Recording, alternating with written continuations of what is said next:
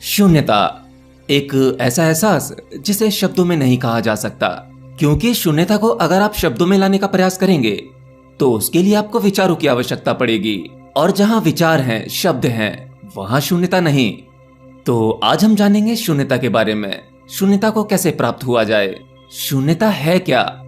हमारा आज का ये वीडियो बड़े ही ध्यान से सुनना, क्योंकि हमारा ये वीडियो आपको शून्यता की स्थिति तक पहुंचाने में सहायक होगा। तो सबसे पहले शून्यता का अर्थ समझते हैं। शून्यता की स्थिति वह स्थिति है जहां आपके भीतर कोई विचार नहीं। जहां कोई विचार नहीं है तो वहां इच्छा भी नहीं होगी। मतलब जब आपके भीतर कुछ नहीं हो जाता है, नॉट अ सिंगल थॉट, और उसके प्रति जागृत होना, होश में होना। मतलब ये एक ऐसी स्थिति है जहां पर आपके माइंड की अब्सेंट हो जाती है और आप उस अब्सेंट के साक्षी होते हैं, यानी होश में होते हैं। ये होती है शून्यता की अवस्था। अब आप अपने भीतर की शून्यता को जानने के लिए बहुत इच्छुक होंगे कि आप शून्यता की स्टेज तक कैसे पहुंच सकते हैं। अब जरा गौर से सुनना। आपके जीवन में शायद कभी ऐसा हुआ हो कि कभी कभी आपके मन में कुछ अशुद्ध विचार आने लगते हैं, कुछ नेगेटिव थॉट्स। वो इतने नकारात्मक होते हैं कि वो आपको पूरी तरह से डीमोटिवेट कर देते हैं। ऐसे में इन विचारों से बचने के लिए कुछ लोग कहते हैं कि अगर आपको नेगेटिव विचारों से बचना है तो आपको पॉजिटिव सोचना चाहिए। इससे आपके भीतर शुद्धता बढ़ेगी। लेकिन मैं आपको बता दूं, विचार चाहे नेगेटिव हो या पॉजिटिव हो, विचार किसी भी प्रकार का हो, है तो विचार ही। जब तक आपके भीतर कोई भी विचार है तब तक आप अशुद्ध ही हैं।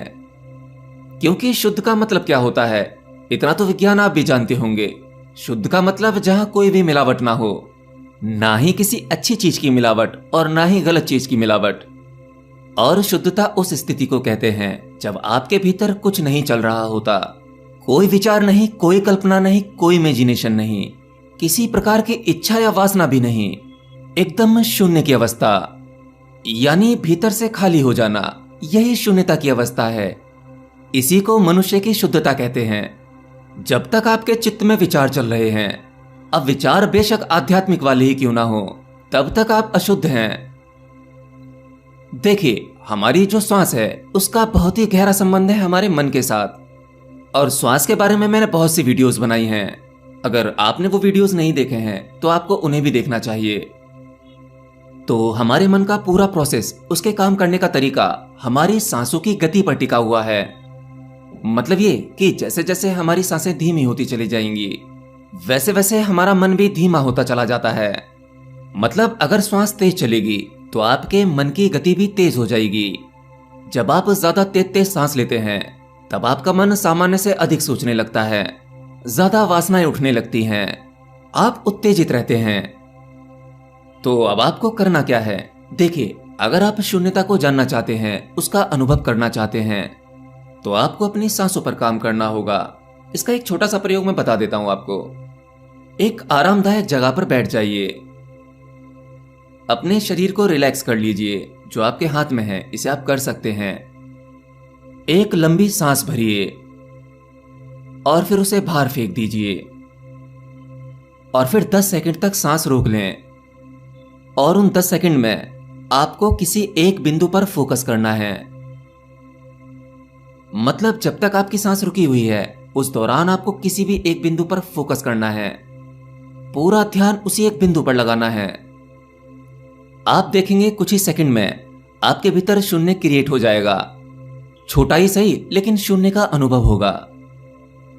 कुछ पलों के लिए आपके भीतर से सारे विचार, सारी कल्पनाएं, सारी इमेजिनेशन, सभी इच्छा, ये सब नष्ट हो जाएगा। आपको इसी शून्यता को होशपूर्वक देखना है, इसको महसूस करना है। मैंने कहा था, आपके शरीर का बाहरी और भीतरी सिस्टम आपकी सांसों पर ही टिका हुआ है। दुनिया की कोई सी भी ध्यान विधि हो जिसके माध्यम से शून्यता का अनुभव किया जा सकता है, उन सभी ध्यान विधियों में सबसे महत्वपूर्ण प्रोसेस जो है वह आपकी श्वास है। जब आप किसी भी आसन में शांति से बैठ जाते हैं, जिसे आप ध्यान करना कहते हैं, अपने शरीर को शांत कर लेते हैं। आपका शरीर शांत है, उसको ऊर्जा की आवश्यकता नहीं है, तब उसकी सांसों की गति भी कुछ बदल जाती है। ध्यान का प्रयास करते रहने से आपके विचार भी कम होने लगते हैं और फिर धीरे धीरे आपको बहुत से अनुभव होने लगते हैं। आपको ऐसा कुछ नहीं करना जो आप नहीं कर सकते। मैं तो आपको वो प्रयोग बता रहा हूं जो आप कर सकते हो।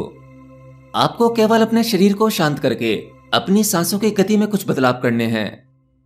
शुरुआत में सांस गहरी होनी चाहिए, पर वह तेज तेज नहीं होनी चाहिए, धीरे धीरे।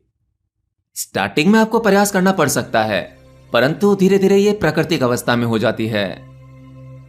जब आपकी सांस बहुत छोटी सी हो जाती है, बहुत छोटी, बस कुछ ऐसा लगता है जैसे मानो व्यक्ति सांस ले ही नहीं रहा, इस अवस्था में आप समाधि में चले जाते हैं।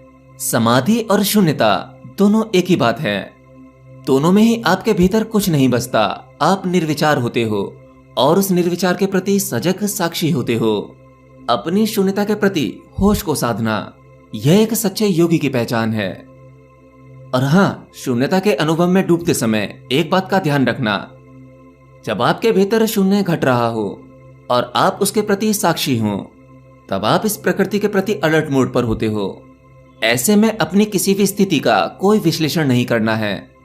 जैसे ही आपके भीतर घट रहे अनुभव के प्रति कोई भी विचार आया, उसके पक्ष या विपक्ष में आया, विचार आनंदित वाला आया, कैसा भी विचार आने का अर्थ यह है कि आप फिर से अपने मन में आ गए, क्योंकि विचारों का डिपार्टमेंट आपके मन के पास में है और शून्यता की अवस्था मन के पार की अवस्था है। तो आपको आपके भीतर घट रहे किसी भी अनुभव के बारे में कोई विचार नहीं, कोई विश्लेषण नहीं, कोई तर्क या वितर्क नहीं। सांसों के इस प्रयोग से आप शून्यता की स्थिति को बहुत जल्दी प्राप्त कर सकते हैं।